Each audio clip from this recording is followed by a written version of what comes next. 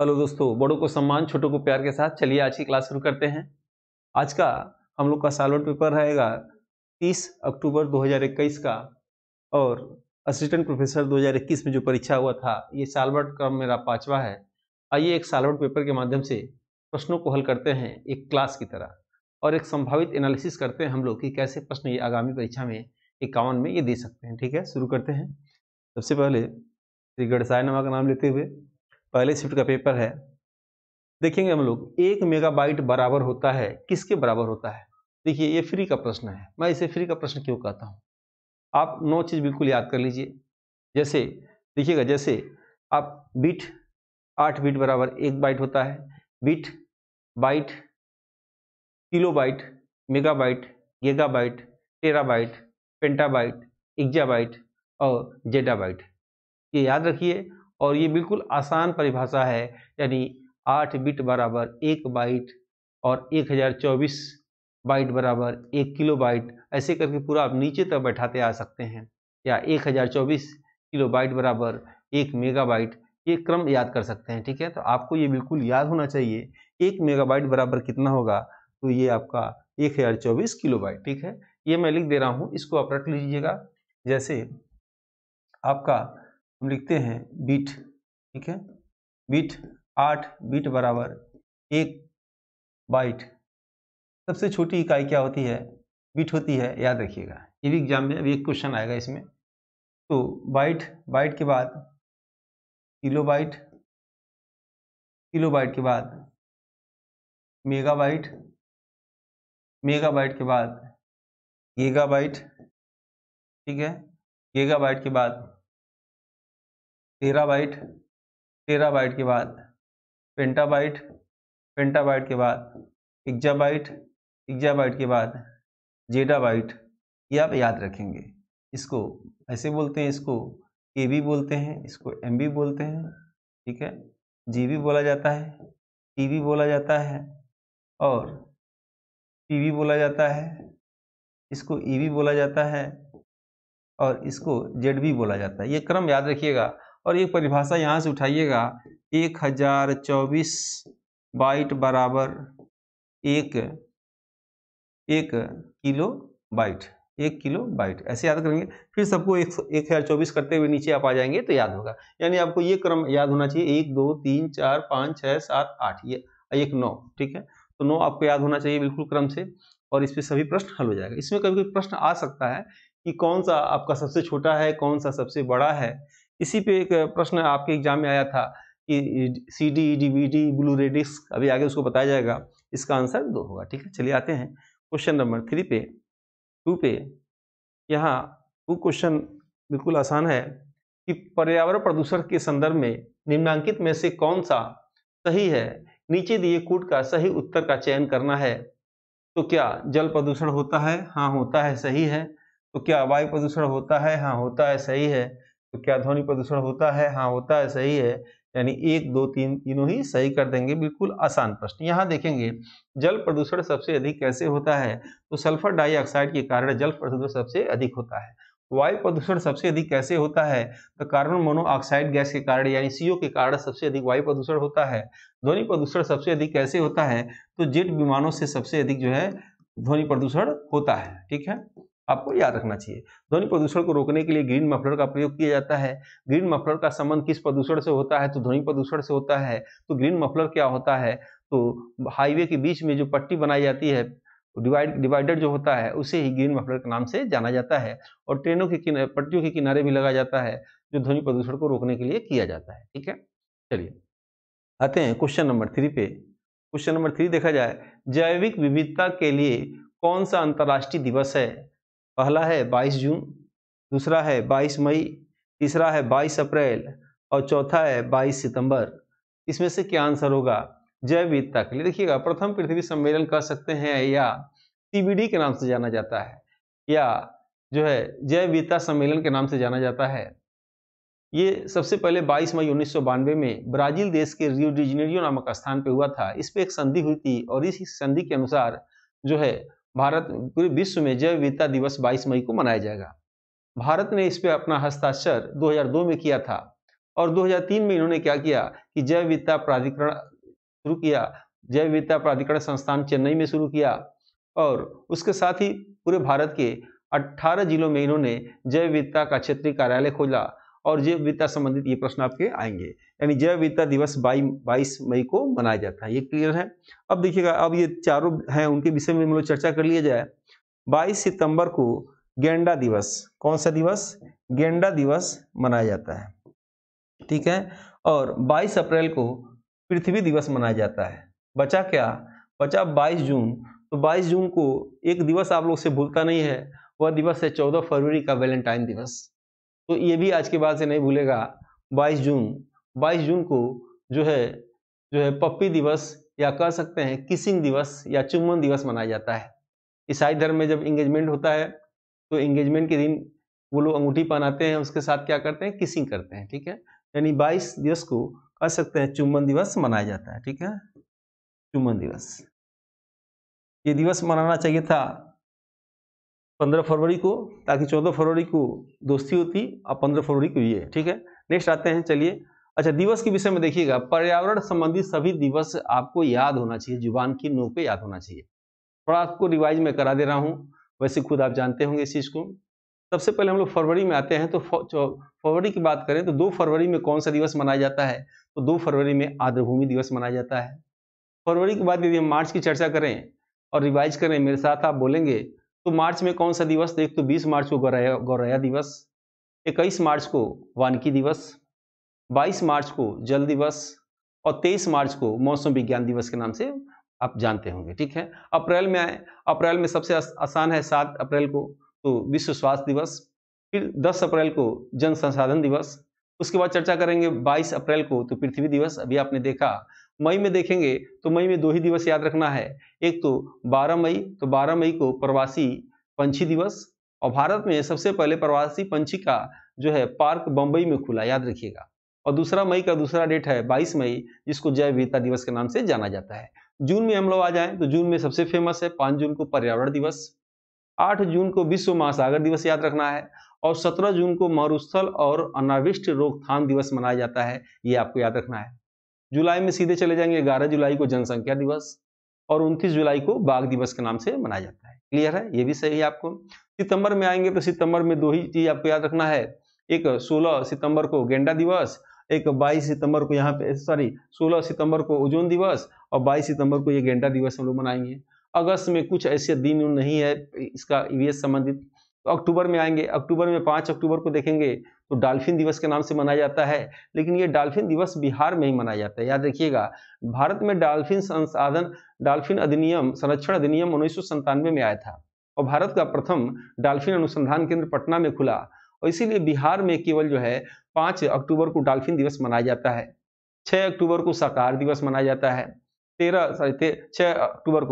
अक्टूबर को आपको आपदा नियंत्रण दिवस मनाया जाता है। 16 अक्टूबर को खाद्य दिवस मनाया जाता है और 24 अक्टूबर 1945 को आपको मालूम होगा यूएनए दिवस के नाम से जाना जाता है। नवंबर में याद रखिएगा, नवंबर में इंपॉर्टेंट है एक दिवस, 25 नवंबर का डेट बिल्कुल याद रखिएगा। 25 नवंबर को पर्यावरण संरक्षण दिवस मनाया जाता है और भारत में पर्यावरण संरक्षण अधिनियम जो है 1986 में लागू हुआ। उसके बाद दिसंबर में आएंगे, 2 दिसंबर को प्रदूषण रोकथाम दिवस, 10 दिसंबर को मानवाधिकार दिवस और 14 दिसंबर याद रखिएगा राष्ट्रीय ऊर्जा संरक्षण दिवस के नाम से याद रखिएगा, ठीक है। ये इंपॉर्टेंट है, इसको याद रखिएगा, ठीक है। और उसके साथ कैसे नहीं निकलेगा 25 प्लस कैसे नहीं आएगा, इस बार इंटरव्यू पार जो थीम है इस क्लास की कैसे नहीं पूरा होगा, ठीक है। जरूरत क्या है, देखिए एक प्रॉब्लम क्या होती है, कुछ लोगों को बातें मेरी बुरी लगेगी जरूर। कुछ लोग क्या करते हैं, एक बुक लाते हैं, देखते हैं, उसी के अंदर 8-10 पेज जो सिलेबस होता है उसी के अनुसार पढ़ते हैं, सिलेबस पढ़ लिए, एग्जाम देने गए, क्वेश्चन लड़ा ही नहीं। ऐसा नहीं, पूरा डिटेल जहां भी जो भी सिलेबस में एक एक पॉइंट दिया है उससे सभी बिंदु हम लोग को जानकारी होना चाहिए, तब जाके इस बार एग्जाम में बैठेंगे। एग्जाम लेट की न्यूज सब लोग सुन रहे होंगे तो आराम से पढ़ा जाए और सब लोग क्लास में आइए।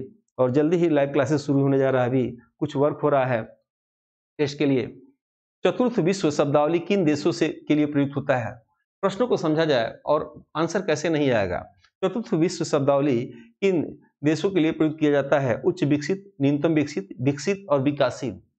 देखिएगा विश्व बैंक ने क्या किया था, विश्व बैंक ने 1 जुलाई 2017 को पूरे विश्व के देशों के जो है इकोनॉमिकल पोजीशन के आधार पे इसका विभाजन किया था।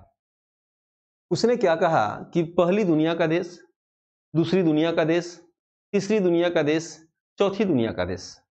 यहाँ जिस हिसाब से आपका सिलेबस दिया है, आप ये इतना बस जानेंगे आपका काम चल जाएगा।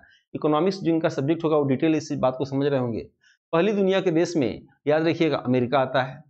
दूसरी दुनिया के देश में 1990 के दशक में रूस को लाया गया और तीसरी दुनिया का देश भारत है और चौथी दुनिया का देश जो है अफ्रीका को माना जाता है, जो न्यूनतम विकसित हुआ। तो चतुर्थ हो गया तो क्या होगा, न्यूनतम विकास, न्यूनतम विकास। और भारत क्या है, विकासशील है, विकासशील हो रहा है, ठीक है, और विकसित है, ठीक है। इसके बाद आता है इसी के हिसाब से इन्होंने एक जैसे कहा कि भारत की अर्थव्यवस्था कैसी है, तो निम्न मध्यम आय समूह वाली भारत की अर्थव्यवस्था है। तीसरी दुनिया की अर्थव्यवस्था है, मिश्रित अर्थव्यवस्था है, खुली अर्थव्यवस्था है, डुअल या दिस अर्थव्यवस्था है। इस तरह के सभी इन्होंने डिफाइन किया और जो अपने अपने नोट्स में दे रखा हूँ टेस्ट में, उसको पढ़िएगा, उसी से अंदर आपका काम चल जाएगा, ठीक है। वर्क उस पर कुछ हो रहा है, थोड़ा सा आप लोग प्लीज वेट कर ले और घबराइए नहीं, बिल्कुल आप जितना सोचे नहीं होंगे, मेरा वादा है उससे अधिक मैं आपको टेस्ट में दूंगा। और सोचिए इतने कम रेट में आपको इतना कुछ दिया जा रहा है, थोड़ा सा वेट आप करिए, ठीक है। आते हैं हम लोग क्वेश्चन नंबर 5 पे। रोन घाटी में नीचे की ओर बहने वाली ठंडी स्थानीय हवा को क्या कहा जाता है? चिनूक, मिस्ट्रल, बोरा, ब्लिजार्ड। बताइए इसमें से क्या आंसर होगा, आप कमेंट करेंगे। ये देखिए विश्व भूगोल से प्रश्न है और कैसे इसका प्रश्न आएगा इसमें से। सबसे पहले देखिएगा चिनूक, इसका आंसर देख लेते हैं। इसका आंसर हो जाएगा मिस्ट्रल, याद देखिएगा, ठीक है। मिस्ट्रल कहाँ भागता है? ये यूरोप में, ठीक है। यूरोप में कहाँ? ये मैक्सिमम स्पेन और फ्रांस के बीच में जो हवाएं बहती हैं उसी में ये बहता है, ठीक है। जब वर्ल्ड जियोग्राफी आप पढ़िएगा, चिनूक, चिनूक जो है अमेरिका में, अमेरिका कह सकते हैं, यूएसए में और कनाडा में, ठीक है, कनाडा में। बोरा, ये एड्रियाटिक सागर, ये देखिए बड़ा प्रश्न ये कठिन दे दिया आप लोग को, जनरल जीएस कैसे पढ़ेंगे। बोरा जो है एक आप जानते होंगे इटली, ठीक है, इटली और ग्रीस के बीच में एक समुंदर है जिसका पानी जो है भूमध्य सागर से आता है। तो ये 7 देशों के किनारे एड्रियाटिक सागर पड़ता है। तो उस एड्रियाटिक सागर के पूरब ओर जो है बोरा जो है हवा चलता है, ठीक है। आप कह सकते हैं एड्रियाटिक सागर, सागर, ठीक है। और ये ब्लिजर्ड जो है साइबेरियन पे, साइबेरियन प्रदेश में, साइबेरियन प्रदेश में, साइबेरियन प्रदेश में। अच्छा, एक प्रश्न ये आता है, कुछ लोग कहते हैं कि रूस किस महाद्वीप में पड़ता है? विश्व का क्षेत्रफल में सबसे बड़ा देश रूस किस महाद्वीप में है? एशिया में है कि यूरोप में है या विश्व में? तो ऐसे देखिएगा, यूरोप एशिया में लगाइएगा। एशिया का कुछ परसेंटेज, रूस का कुछ परसेंट भाग जरूर पड़ता है यूरोप में, जिसे यूरेशिया के नाम से जाना जाता है। और रूस का वह भाग जो एशिया में पड़ता है उसे साइबेरिया के नाम से जाना जाता है। वैसे साइबेरिया मतलब ठंड प्रदेश, ऐसे समझिएगा, साइबेरिया ठंड प्रदेश या टुंड्रा प्रदेश, जुमू जनजाति पाई जाती है। आते हैं क्वेश्चन नंबर 6 पे। भारत में जैव विविधता की दृष्टि से सबसे संपन्न क्षेत्र कौन सा है? पश्चिमी घाट, पूर्वी घाट, थार रेगिस्तान और बंगाल की खाड़ी। यहाँ देखेंगे भारत में जैव विविधता के लिए, आप जैव विविधता पर भी छोटा सा मैंने लेक्चर दिया। जैव विविधता संबंधित आप 3 ही चीज यहाँ भारत में जानिएगा, ठीक है। सबसे अधिक जैव विविधता आपको मालूम होगा, सबसे, इसका आंसर पहले देख लें फिर समझाते हैं। जैव विविधता की सबसे संपन्न कौन सा है? पश्चिमी घाट। पश्चिमी घाट कौन सा? ये शांत वैली, जहाँ केरल में यहीं पे है भारत का इकलौता शांत वैली या शांत घाटी। ये मालवाड़ तट पे है, पाल घाट पे है, या इसे पश्चिमी घाट कहा जा सकता है।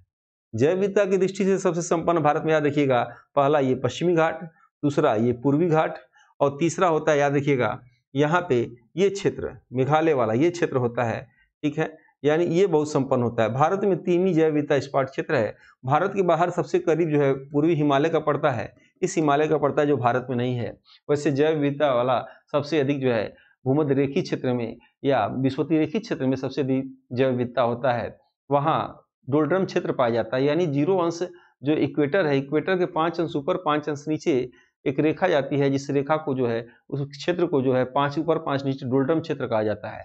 वहाँ संवहनी वर्षा अधिक होती है, तापमान अधिक होता है और जिस कारण से वर्षा अधिक होती है, सदाबहार वन पाए जाते हैं और वर्षा अधिक होने के कारण वहाँ वृक्ष अधिक होते हैं, घने होते हैं, इतने घने होते हैं कि सूर्य का प्रकाश भी नहीं पहुँच पाता।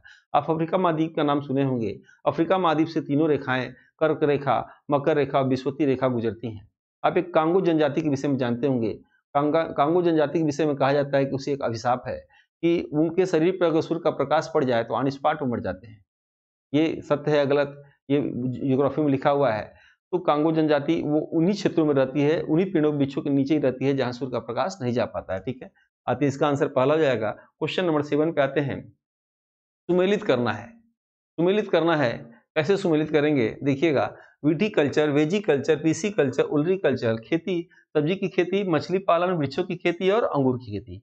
तो ऐसे प्रश्नों को हल करने के लिए जो आसान हो मिलाना चाहिए, एक तरीका वैसे सब लोग जानते होंगे, फिर भी मैं अपने तरीके से बता रहा हूँ। पीसीकल्चर सब्जी, यानी सी का वन किस में है, तो सी का वन इसमें है, सी का टू किस में है, तो सी का टू इसमें और इसमें है, ठीक है।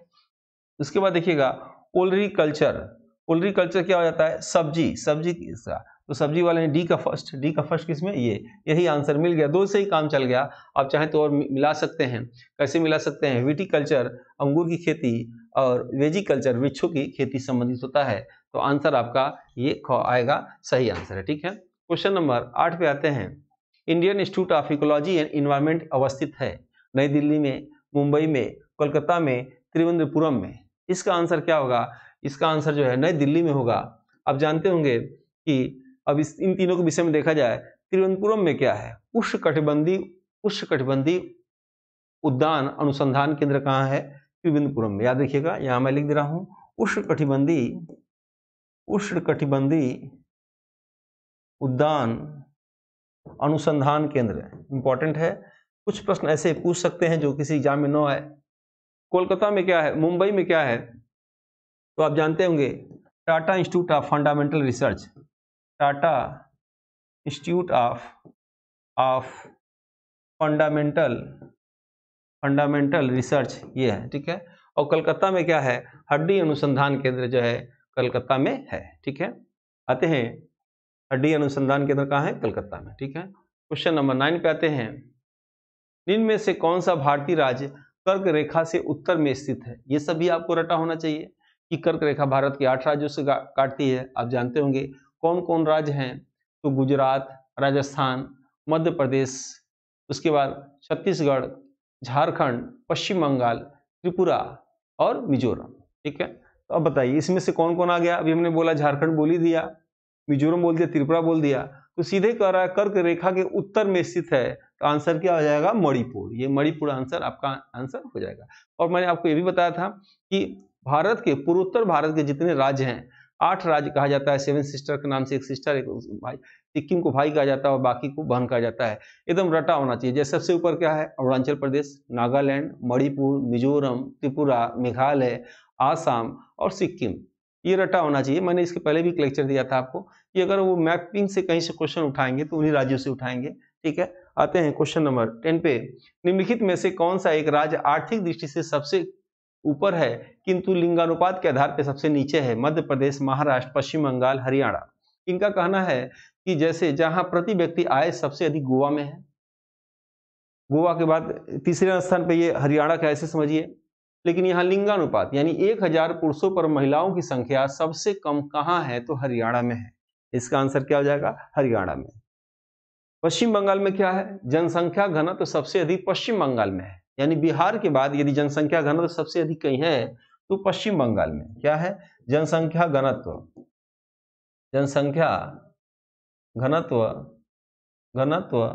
सबसे अधिक कहाँ है, बिहार और पश्चिम बंगाल, ठीक है, पश्चिम बंगाल में।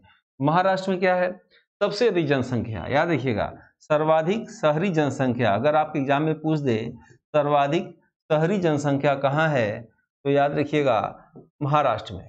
लेकिन सर्वाधिक पूछेगा ग्रामीण जनसंख्या कहाँ है, तो उत्तर प्रदेश में। उत्तर प्रदेश का क्षेत्रफल में चौथा स्थान है पूरे भारत के 28 राज्यों और 8 केंद्र शासित प्रदेशों में, ठीक है। मध्य प्रदेश में क्या है, मध्य प्रदेश में सर्वाधिक वन है, याद रखिएगा, सोयाबीन होता है, सबसे अधिक बाघ मध्य प्रदेश में पाए जाते हैं, ठीक है। ये इसका आंसर हो जाएगा। क्वेश्चन नंबर 11 पे आते हैं।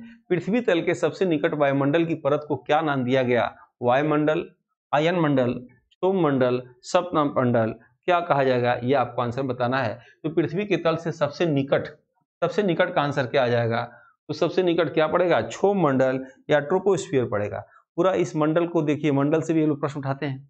मंडल आपको एकदम रटा होना चाहिए।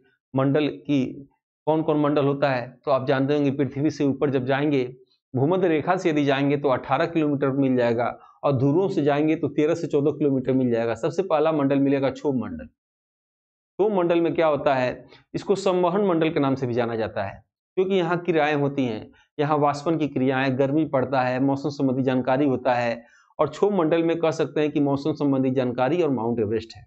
क्लियर है?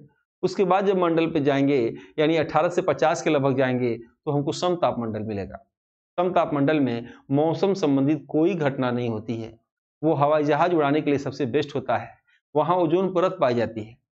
उसके ऊपर जब जाएंगे 50 से 80 के बीच में, तो मध्य मंडल है, मध्य मंडल में कुछ नहीं होता है। और उसके बाद 80 से 640 के बीच में जाएंगे तो आयन मंडल होता है, यानी रेडियो तरंगे, पृथ्वी की तरंगे वहां से लौट के आती हैं, और 640 से ऊपर वही मंडल होता है जहाँ उल्कापिंड उपग्रह छोड़े जाते हैं। ठीक है, ये आप रटे रहिएगा, आसान तो है, ये प्रश्न आपको आसानी से मिल जाएगा। क्वेश्चन नंबर 12 पे आते हैं।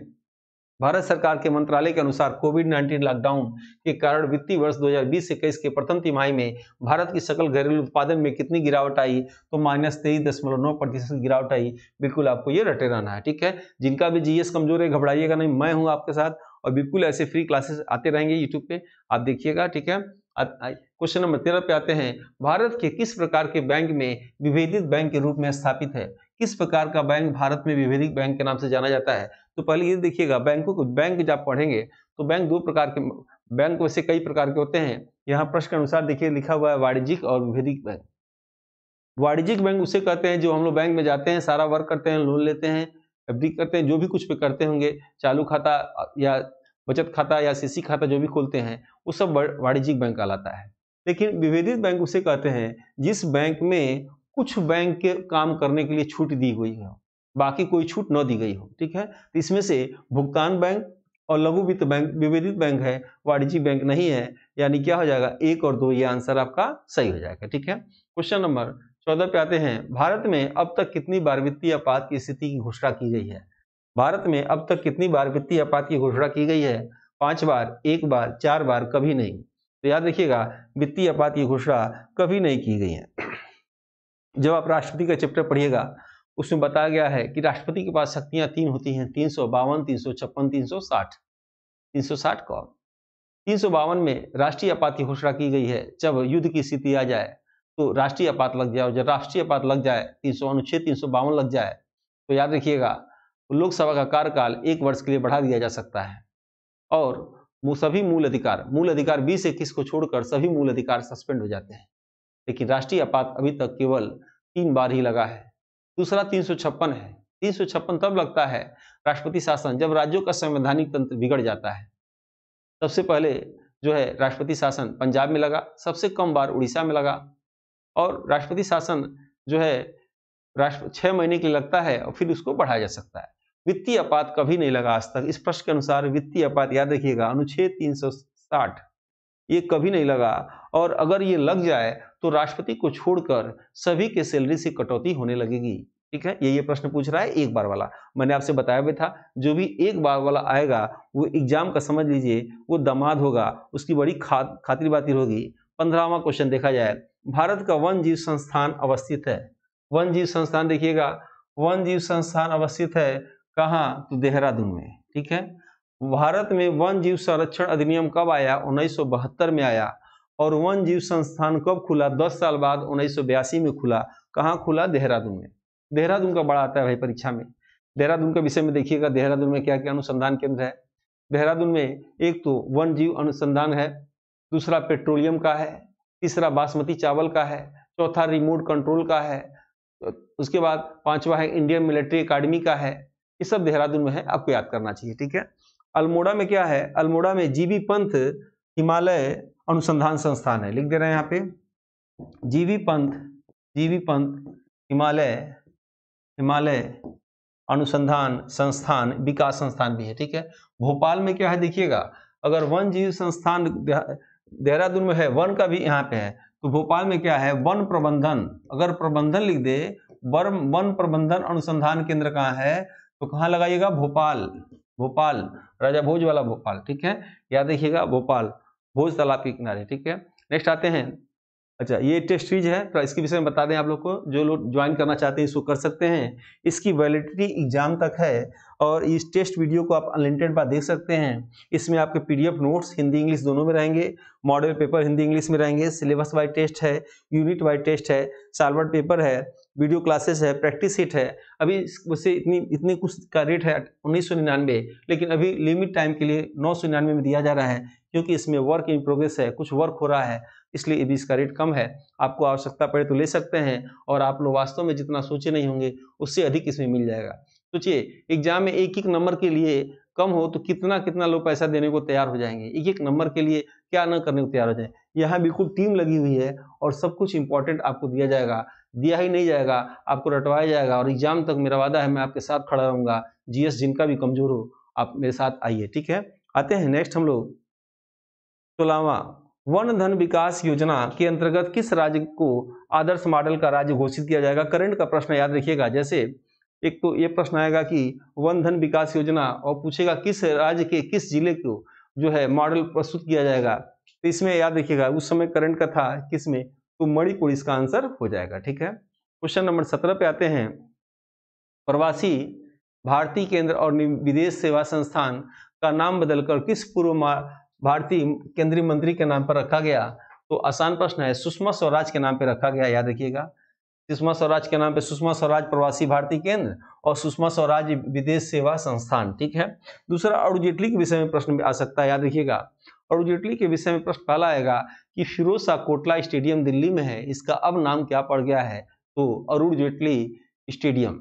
दूसरा क्या कि राष्ट्रीय विकास प्रबंधन संस्थान का नाम क्या पड़ गया है, तो अरुण जेटली जो है आर्थिक विकास संस्थान उसका नाम पड़ गया। दो नाम उसको याद रखिएगा, ठीक है। और ये लोग भाजपा के नेता थे, ठीक है। अभी तो ये उन्होंने राष्ट्रपति के विरोध में खड़े हुए थे, वो प्रश्न नहीं आएगा। दीपोत्सव 2019 का आयोजन उत्तर प्रदेश के किस जिले में किया गया, तो ये जान ही रहे होंगे, देव दीपावली के दिन किया जाता है। कहाँ, अयोध्या में किया जाता है, ठीक है। एक नया प्रश्न एग्जाम में देखने को मिल रहा है मस्जिद के विषय में। थोड़ा सा हम लोग देखा जाए भारत की कौन कौन सी प्राचीन मस्जिद कहाँ पे था। आपके एग्जाम में यदि आ जाए कि ज्ञानवापी मस्जिद कहाँ है, तो आंसर क्या देंगे, ज्ञानवापी मस्जिद वाराणसी में है। यानी यहाँ कह सकते हैं हम लोग कि ज्ञानवापी मस्जिद कहाँ है, काशी वाराणसी में, ठीक है। और अयोध्या में कौन सी मस्जिद है, बाबरी मस्जिद। बाबरी मस्जिद को मीर बाकी ने बनवाया था। मथुरा में कौन सा है कि शाही ईदगाह मस्जिद, याद रखिएगा, शाही ईदगाह मस्जिद, ठीक है। प्रयागराज में पूछ सकता है, अभी प्रयागराज वाले इस मस्जिद पर जो है बिजली गिर गया था, इसका नाम क्या था, तो बहादुरगंज शाही मस्जिद, ठीक है। सब कुछ पढ़ते हुए हम लोग चलेंगे एग्जाम में, जो भी वो पूछ सकते हैं, जहां तक हो तैयारी करते चलेंगे। आते हैं क्वेश्चन नंबर 19 में। विश्व व्यापार संगठन की पहली महिला महानिदेशक नागोजी ओकोंजो-इवेला किस देश की निवासी हैं, फ्रांस, जापान, ब्राजील, नाइजीरिया। तो ये याद रखिएगा, ये तो प्रथम महिला कहाँ की, नाइजीरिया की। और विश्व व्यापार संगठन का अभी 2022 में कहाँ सम्मेलन हुआ है, तो 2022 में 12वां सम्मेलन जिनेवा में हुआ है, याद रखिएगा। जिनेवा कहाँ है, स्विट्जरलैंड में है, ठीक है, स्विट्जरलैंड में हुआ है। और कह सकते हैं कि 2022 का 12वां विश्व व्यापार संगठन का मेजबानी किसने किया था, तो स्विट्जरलैंड और कजाकिस्तान ने इसकी मेजबानी किया था, ठीक है। आते हैं क्वेश्चन नंबर 20 पे। शैक्षणिक वर्ष 2020-21 से राष्ट्रीय शिक्षा नीति 2020 लागू करने वाला भारत का पहला राज्य कौन सा है, तो याद रखिएगा इस हिसाब से 21-22 में पहला राज्य जो है कर्नाटक होगा। लेकिन अगर यही प्रश्न केवल 2022 रहेगा तो आप आंसर लगाइएगा उत्तराखंड। क्या लगाएंगे, उत्तराखंड, ठीक है। नई शिक्षा नीति के विषय में आप जानते होंगे, प्रथम शिक्षा नीति 1968 में आई थी और द्वितीय शिक्षा नीति 1986 में आई थी। अब जो नई शिक्षा नीति लागू हुई है 1 अप्रैल 2022 में लागू हुई है, और सबसे पहले 22 में उत्तराखंड राज्य में। पिछले वर्ष जुलाई 2020 में जब इसको सरकार ने लागू किया था तो इसमें कुछ सूचनाएं आ रही थी जो मैं बता दूं। वर्तमान में जो नई शिक्षा नीति लागू है वो 10+2+3 के जगह पे 5+3+3+4 लागू कर दिया गया है, ठीक है। शैक्षिक वर्ष बढ़ा दिया गया है, इसका चैप्टर में डिटेल आपको बता दिया जाएगा। क्वेश्चन नंबर 21 में निम्नलिखित में से कौन सा देश क्वाड का सदस्य नहीं है। क्वाड का याद रखिएगा 2007 में जापान के प्रधानमंत्री शिंजो उबे थे और सुरक्षा की भीड़ से भारत के साथ और ऑस्ट्रेलिया के साथ एक समझौता किए, अमेरिका भी इसमें आ गया, यानी क्वाड में 4 हैं, कौन कौन, तो जापान, भारत, ऑस्ट्रेलिया और अमेरिका। ठीक है, तो कौन सा इसमें नहीं है, तो जापान, ऑस्ट्रेलिया, अमेरिका होगा, तो ये आपके दक्षिण कोरिया नहीं होगा, इसकी जगह पे कौन क्या होगा, भारत होगा। ठीक है, भारत होगा, और ये नहीं पूछा है तो दक्षिण कोरिया नहीं होगा। ठीक है, क्वेश्चन नंबर 22 पे आते हैं। 22 है, शिक्षक के कार्यों के वस्तुनिष्ठ मूल्यांकन होता है। देखिए कुछ आयोग के प्रश्न जो डाउट रहते हैं, अभी आप देखेंगे रिजल्ट दूसरा आया, फिर आंसर शीट करना, वो जो भी नंबर होता है, तो इसका आयोग ने इसका आंसर 2 दे रखा है, देख लीजिएगा। एक प्रश्न और है विवादित, उसको अभी हम बताएंगे इसमें से। क्वेश्चन नंबर 23 पे आते हैं। संकेतों की मदद से आंकड़ों में चित्रमय प्रस्तुति को कहते हैं, क्या कहते हैं, जब तार्किक आरेख देंगे, देखिए इसको देख लीजिए, चित्रमय प्रस्तुति को कहते हैं चित्र आरेख, सिंपल सा प्रश्न है। जब तार्किक आरेख देंगे तो दंड हो जाएगा, तार्किक आरेख। जब खगोली, गोली या वृत्तीय आरेख देंगे तो पाई हो जाएगा। जब समान रूप से रेखा के देंगे तो रेखी हो जाएगा। ठीक है, क्वेश्चन नंबर 24 पे आते हैं। सबके लिए शिक्षा पर विश्व सम्मेलन 1990 में निम्नलिखित में से किस स्थान पे हुआ था, तो सबके लिए शिक्षा जो है थाईलैंड पे हुआ था, पहला आंसर ये आपका सही हो जाएगा। ठीक है, क्वेश्चन नंबर 25 पे आते हैं। 25 आंसर है, ये आयोग ने इस प्रश्न को हटा दिया था, इसकी चर्चा नहीं करेंगे, और इसको चलिए आते हैं नेक्स्ट हम लोग। क्वेश्चन नंबर 26 पे, निम्नलिखित में से किसमें यादृच्छिकरण नहीं किया जाता, रेंडोमाइजेशन नहीं किया जा सकता, तो ये आंसर हो जाएगा परपोजिव सैंपलिंग या स्वदेश्य न्यायादर्श। ठीक है, 27 पे आते हैं हम लोग। डिजिटल सिस्टम में सबसे छोटी इकाई क्या होती है, पहले प्रश्न हमने बताया था, इसको आप रटे रहिएगा, आपके एग्जाम में काम आएगी। तो ये क्या होगा, बिट, बिट। ठीक है, और जो है 8 बिट बराबर 1 बाइट, और फिर से रिपीट कर दे रहे हैं। सबसे पहले क्या आप इसको देंगे, बिट के बाद बाइट, फिर किलो, फिर मेगा, फिर गीगा, फिर टेरा, फिर पेंटा, फिर एक्जा, फिर जेडा, ये आपको रटा होना चाहिए। ठीक है, क्वेश्चन नंबर 28 पे आते हैं। क्वेश्चन नंबर 28, इंटरनेट शब्दावली में आईपी का क्या अर्थ है, internet provider, internet protocol, internet procedure और इंटरनेट प्रोसेसर, तो इंटरनेट प्रोटोकॉल, ये 2 आंसर आपका सही हो जाएगा। क्वेश्चन नंबर 29 पे आते हैं। क्वेश्चन नंबर 29, डिजिटल स्टोरेज के संबंध में ब्लू रे डिस्क क्या है। देखिएगा ब्लू रे डिस्क क्या है, तो ये बाहरी भंडारण डिवाइस है, ऐसे समझिए। पहले सीडी आती थी, सीडी 700 MB की होती थी, सीडी के बाद डीवीडी आ गया, तो डीवीडी आपका जो है 4.7 GB की लगभग आती है। उसके बाद ये आ गया ब्लू रे डिस्क, यानी वही डीवीडी की तरह ये भी आ गया, और नीले रंग का है। इसमें आप कह सकते हैं गीगाबाइट, टेराबाइट, पेंटाबाइट, मतलब इसमें आ सकता है, यानी स्टोरेज क्षमता अधिक होती है। यानी है क्या, ये बाहरी भंडारण डिवाइस है। और आज का आखिरी प्रश्न है कि निम्नलिखित में से कौन सी आउटपुट डिवाइस नहीं है, printer, plotter, scanner, video. Simple शब्दों में समझिए, जो कुछ भी हम कंप्यूटर को बाहर से देंगे तो वो क्या कहलाएगा, इनपुट, जो कंप्यूटर द्वारा बाहर आएगा वो आउटपुट कहलाएगा। ठीक है, ऐसे देखिएगा, प्रिंटर से हम कंप्यूटर से कुछ प्रिंट आउट लेते हैं, आउटपुट। ठीक है, प्लाटर से भी लेते हैं, वीडियो से भी लेते हैं। जैसे इनपुट हम क्या करते हैं, इनपुट क्या करेंगे, जैसे हम क्या दे सकते हैं, कीबोर्ड से कुछ कंप्यूटर को दे सकते हैं इनपुट, माउस से दे सकते हैं, ठीक है, स्कैनर से दे सकते हैं, स्क्रीन टच से दे सकते हैं, ये हम लोग दे सकते हैं। ठीक है, ये क्या हो जाएगा, इनपुट हो जाएगा। क्या ले सकते हैं, प्रिंटर से ले सकते हैं, मॉनिटर से कुछ स्क्रीन को कुछ पढ़ लिख सकते हैं, आउटपुट हो जाएगा, या प्रोजेक्टर से भी कुछ ले सकते हैं, ये हो सकता है। ठीक है, इसको देख लीजिए, और इसके आगामी वीडियो, अब कल से वीडियो डेली अब आना शुरू हो जाएगा, जल्दी ही आप लोग की इच्छा पे जो लाइव क्लासेस 9:30 बजे चलती है वो शुरू हो जाएगा। बाकी ये टेस्ट है, जिसको देखना हो देख सकते हैं इंस्टॉल करके, ये नंबर है नीचे दिया गया है, इस नंबर पे आप हेलो हाय कुछ लिख के भेजेंगे तो आपको लिंक चला जाएगा, और लिंक जाने के बाद इंस्टॉल करके आप उसको देख सकें, अच्छा लगे तो ले सकते हैं। ठीक है, पूरी टीम इस पर लगी हुई है। मिलते हैं हम लोग नेक्स्ट वीडियो में। जय हिंद, जय भारत, सबको एक साथ शुभ रात्रि।